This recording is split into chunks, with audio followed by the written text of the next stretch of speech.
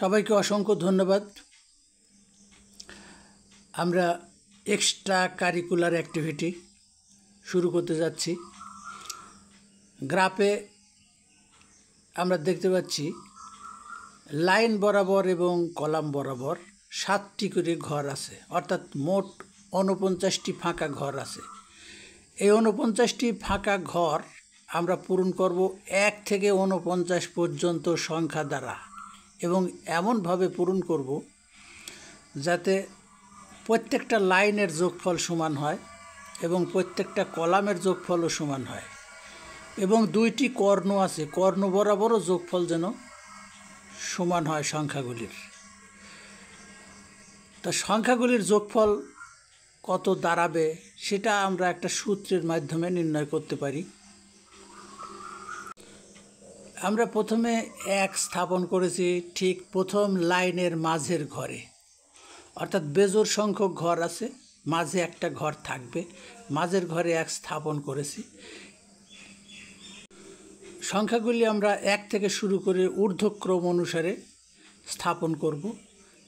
তো এই সংখ্যাগুলির গতি হবে সবসময় ঊর্ধ্বমুখী ডাইন কর্ণ বরাবর, প্রত্যেকটা বর্গের ডাইন কর্ণ বরাবর। কিন্তু আমরা দেখতে পাচ্ছি 1 স্থাপনের পরে ডাইন কর্ণ বরাবর আর অগ্রসর হওয়ার মতো ঘর নেই, অর্থাৎ ছাদে বাধাপ্রাপ্ত হয়েছি।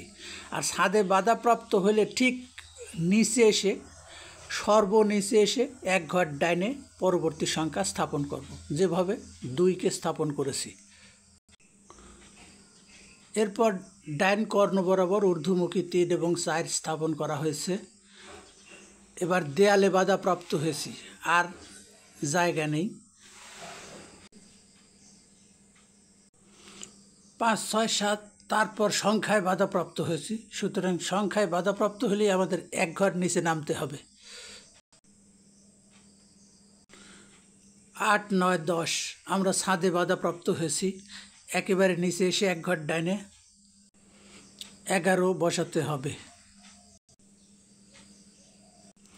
এরপর 12 দেয়ালে বাধাপ্রাপ্ত হয়েছি, সুতরাং সোজা বামে এসে 1 ঘর উপরে 13 বসবে।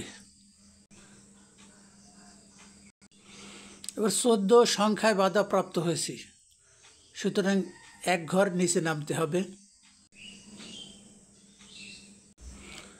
এবার 19 আবার ছাদে বাধাপ্রাপ্ত হওয়ার পরে আমাদের সোজা নিচে এসে 1 ঘর ডাইনে পরবর্তী সংখ্যা 20 স্থাপন করতে হবে। 20-এর পরে কর্ণ বরাবর অগ্রসর হওয়া যাচ্ছে না, দেয়ালের বাধা। সুতরাং আমাদের সোজা বামে এসে 1 ঘর উপরে, অর্থাৎ 13-র নিচে বসবে 21।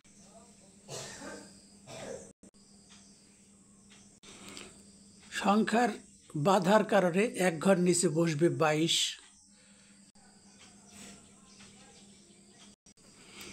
28-এর পরবর্তী সংখ্যা 29। ছাদ এবং দেয়াল যৌথ বাধা, এক্ষেত্রে 1 ঘর নিচে নামতে হবে। 29-এর পর দেয়ালে বাধা পাওয়ার পর আমরা সোজা বামে গিয়ে 1 ঘর উপরে 30 স্থাপন করেছি। 30 আবার ছাদে বাধাপ্রাপ্ত হয়েছে, সুতরাং 30-এর পর 31 বসবে সোজা নিচে এসে 1 ঘর ডাইনে। 32 থেকে 35 পর্যন্ত অগ্রসর হওয়ার পরে সংখ্যায় বাধা পেয়েছি, সুতরাং 1 ঘর নিচে নামতে হবে।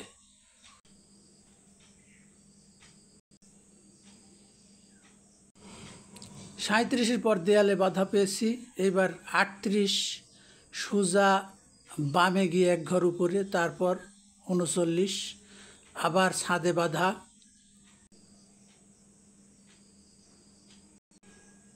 41, 42 এরপর সংখ্যায় বাধা, সুতরাং 1 ঘর নিচে নামতে হবে। 43, 44 এবং 45 এরপর দেয়ালে বাধা, সুতরাং সোজা বামে গিয়ে 1 ঘর উপরে 46 বসবে।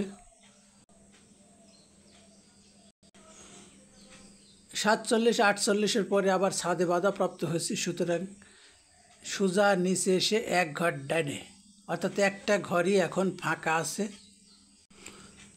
এখানে আমরা বুঝতে পারছি আমরা যথারীতি সংখ্যাগুলি স্থাপন করতে পেরেছি, কারণ প্রথম সংখ্যা 1 পূরণ করেছি যে ঘরে, ঠিক তার নিচে শেষ সংখ্যাটি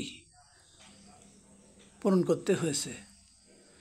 তো এক্ষেত্রে প্রত্যেকটা লাইন এবং প্রত্যেকটা কলাম বা প্রত্যেকটা কর্ণে যে সংখ্যাগুলি আছে 7টি করে সংখ্যা, তাদের যোগফল সমান হবে, এবং যোগফলটা কত হবে সেটা আমরা সূত্র দ্বারা নির্ণয় করতে পারি। যোগফল নির্ণয়ের সূত্রটা হচ্ছে n × n² + 1/2।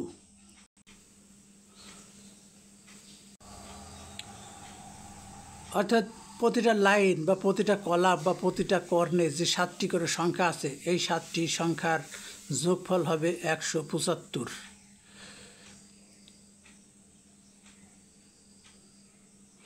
সবাইকে অসংখ্য ধন্যবাদ ভিডিওটি দেখার জন্য।